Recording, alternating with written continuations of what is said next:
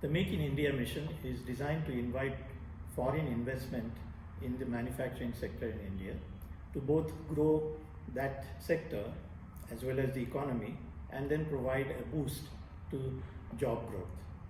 This is in 25 chosen sectors of the Indian economy, 6 of which have already become star performers, such as auto, ESDM or electronic system design and manufacturing, renewable energy, roads and highways, pharma and food processing.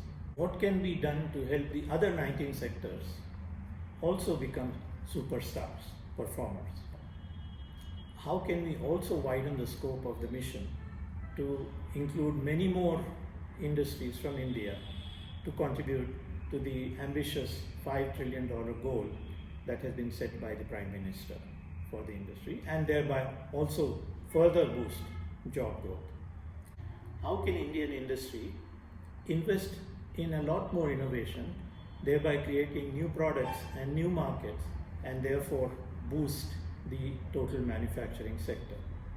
These and other similar questions will be discussed at our national seminar on Make in India that XIME has organized on January 10th and 11th. Don't miss it.